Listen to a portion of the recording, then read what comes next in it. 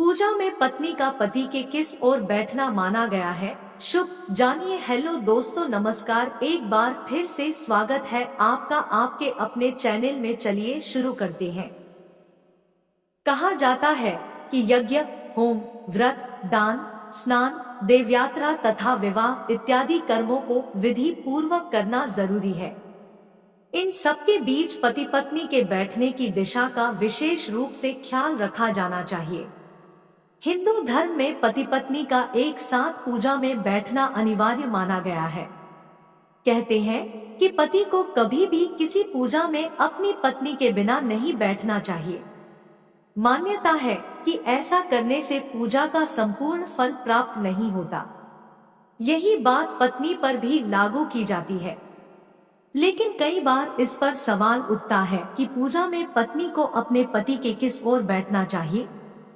पूजा में पत्नी का पति के किस ओर बैठना शुभ माना गया है। आज हम आपको इसी बारे में विस्तार से बता रहे हैं।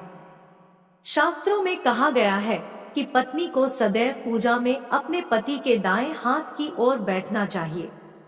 पूजा में पत्नी का इस तरह से बैठना शुभ माना जाता है।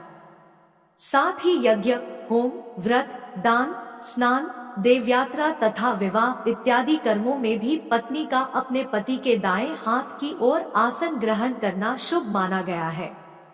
शास्त्रों में कहा गया है कि इस बात का ध्यान रखकर उपरोक्त कर्मों का सही फल प्राप्त किया जा सकता है।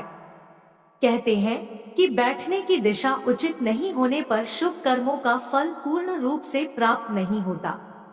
कहा जाता है कि यज्ञ, होम, व्रत, दान, स्नान, देवयात्रा तथा विवाह इत्यादि कर्मों को विधि पूर्वक करना जरूरी है। इन सबके बीच पति पत्नी के बैठने की दिशा का विशेष रूप से ख्याल रखा जाना चाहिए। इसके अलावा किसी पूजनीय व्यक्ति के चरण छूते समय, सोते समय और भोजन करते समय के बारे में भी पति पत्नी की दिशा का निर्धारण किया गया है। कहते हैं कि चरण छूने, सोने और भोजन करने की क्रिया के वक्त पत्नी का सही स्थान पति के बाएं हाथ की ओर है। माना जाता है कि इन कार्यों में दिशा का पालन करने से अच्छा फल प्राप्त होता है।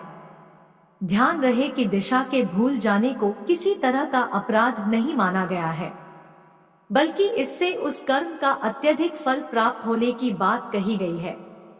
तो दोस्तों, आशा करता हूँ कि यह वीडियो आपके जीवन में कामगार होगा। तो दोस्तों, ऐसे ही वीडियो देखने के लिए अभी सब्सक्राइब करें अपने चैनल। तो मिलते हैं ऐसे ही वीडियो में, तब तक के लिए धन्यवाद।